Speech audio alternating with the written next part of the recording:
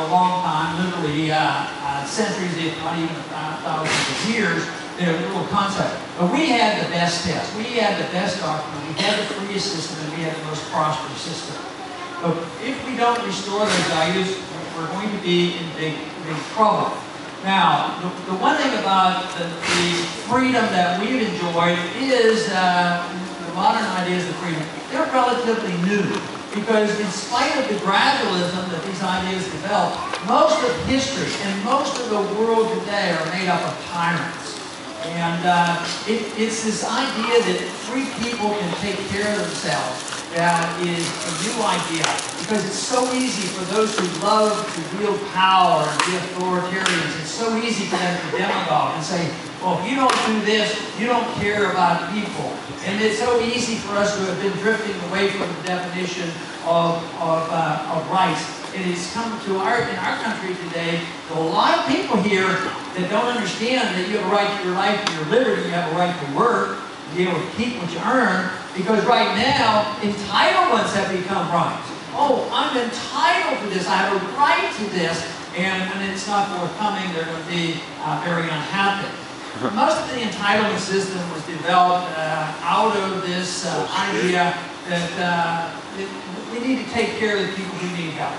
And there's a lot who are deceitful, but most of the people in Washington actually are motivated by wanting to help the people who are having problems.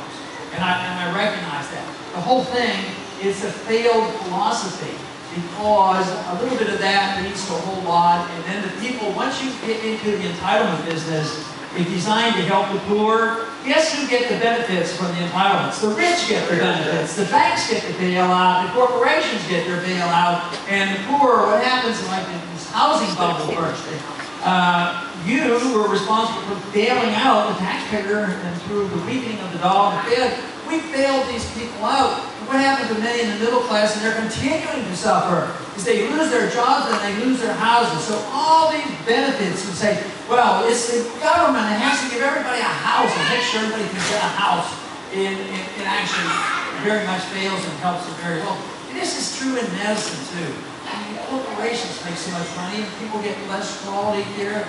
And so this whole notion that we have to succumb to the idea that, well, if we don't give in and say, oh yes, welfare is good to a degree and we have to concede it. I say if you concede a little bit, you concede 100% of the principle. And that principle then is distorted and people take advantage of it. And now we are meeting this challenge. We have to not only study our Constitution, understand why the founders understood property rights and individual liberty, but we also have to have a rebirth of this idea of freedom. We as a people actually lost confidence, because we keep saying, oh well, that sounds good, but we still have to be an ABC country because they need our help, or what would happen if we weren't there? And others say, well, if we don't do this for group A, B, and C, they're going to have terrible, terrible trouble. So we've lost confidence and lost an understanding. We concede too much to the authoritarians who are always going to take care of us. And it will not be easy. They would like not to give up any of their power. So you can just already see we have made some inroads into this whole idea of looking at the Federal Reserve and having audits of the Federal Reserve. They are not going to concede that power. Just think of the communist power if you have control of the printing presses. You're the official counterfeiter.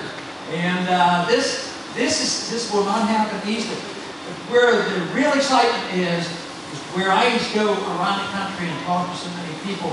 There's a lot of people waking up. And, the Tea Party movement is very amorphous. It's not, all one group, and there are different views. It's still very, very healthy, because basically, Tea Party people are talking about the government's too big, they spend too much money, and the debt is too big.